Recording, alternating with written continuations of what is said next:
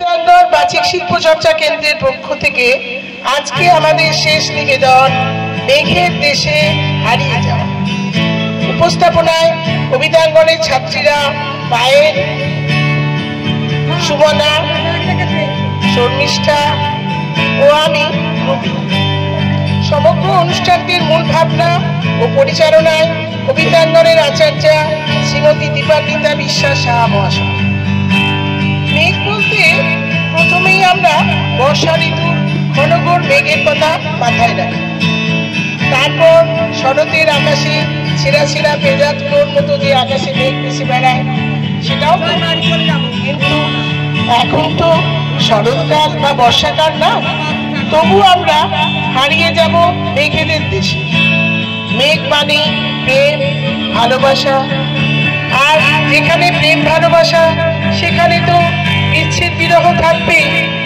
তাই আরো একবার প্রেম বিরহের কাহিনী নিয়ে আমাদের কবিতা কোলাজ কবি শুভ দাশগুপ্ত ও জয় গোস্বামীর লেখা মেঘের দেশে হারিয়ে যাও।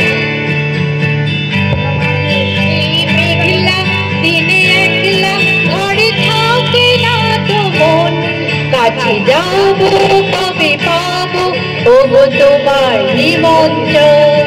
এই মেঘলা দিনে একলা ঘরে থাকে না তো মন। কাছে যাবো কবে পাবো ওগো তোমার নিমন্ত্রণ। মেঘ বলল, যাবি? অনেক দূরের গেরুয়া নদী, অনেক দূরের একলা পাহাড়, অনেক দূরের গহন সেবন, গেলেই দেখতে পাবি। যাবি? জানলা দিয়ে মুখ ঝুঁকিয়ে বলল সে মেঘ, যাবি আমার সঙ্গে? যাবি? দিন ঘুরিয়ে রাত ঘনাবে, রাত্রি গিয়ে সকাল হবে, নীল আকাশে উড়বে পাখি, গেলেই দেখতে পাবি। যাবি? শ্রাবণ মাসের একলা দুপুর, মেঘ বলল, যাবি আমার সঙ্গে? যাবি? কেমন করে যাব রে মেঘ, কেমন করে যাব? নিয়ম বাঁধা জীবন আমার, নিয়ম ঘেরা এধার ওধার, কেমন করে নিয়ম ভেঙে এ জীবন হারাবো? কেমন করে যাব রে মেঘ, কেমন করে যাব? মেঘ বলল, দূরের মাঠে বৃষ্টি হয়ে ঝরবো, সবুজ পাতায় পাতায় ভালোবাসা হয়ে ঝরবো, শান্ত নদীর বুকে আনবো জলোচ্ছ্বাসের প্রেম, ইচ্ছে মতন বৃষ্টি হয়ে ভাঙবো, ভেঙে পড়বো। এই মেঘ, তুই যাবি আমার সঙ্গে? যাবি? যাবো না মেঘ, পারবো না রে যেতে, আমার আছে কাজের বাঁধন, কাজেই থাকি মেতে। কেবল যখন ঘুমিয়ে পড়ি তখন আমি যাই, সীমার বাঁধন টিকিয়ে দৌড়ে এক ছুটে পালাই, তখন আমি যাই। স্বপ্নে আমার গেরুয়া নদী, স্বপ্নে আমার সুনীল আকাশ, স্বপ্নে আমার দূরের পাহাড়, সব কিছুকে পাই। জাগরণের এই যে আমি কৃতদাসের মতন, জাগরণের এই যে আমি এবং আমার জীবন, কাজ অকাজের সুতোয় বোনা মুখোশ ঘেরা জীবন।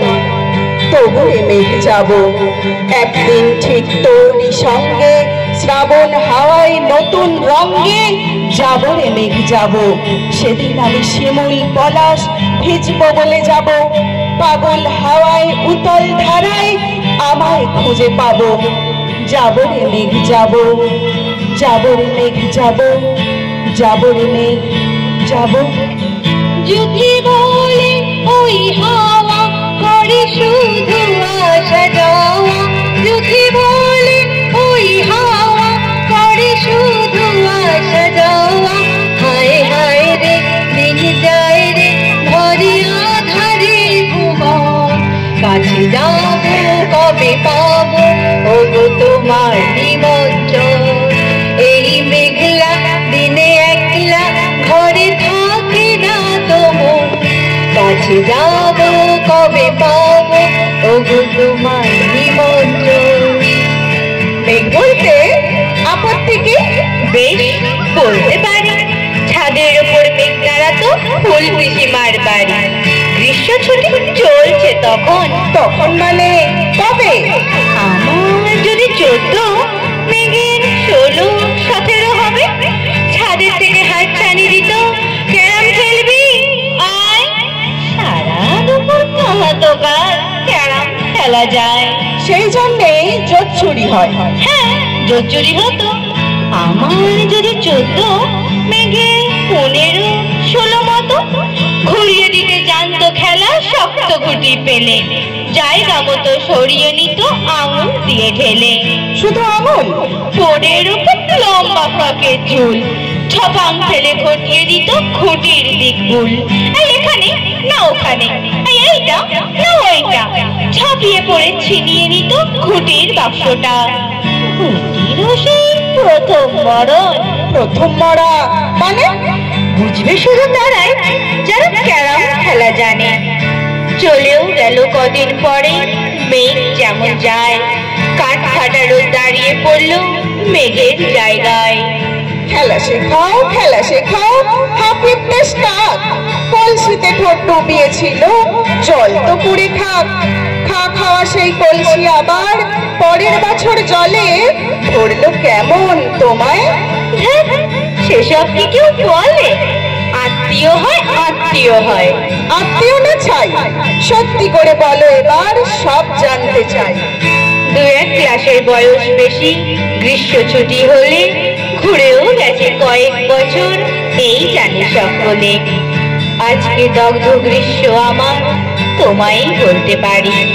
মেঘ দেখতাম ছাদের ঘরে, ফুল পিসিমার বাড়ি।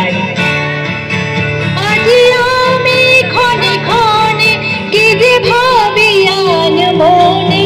আজি আমি ক্ষণে ক্ষণে কি যে ভাবি আন মনে। তুমি আসবে ওগো হাসবে, কবে হবে সেই মিলন। কাছে যাবো কবে পাবো ওগো তোমার নিমন্ত্রণ।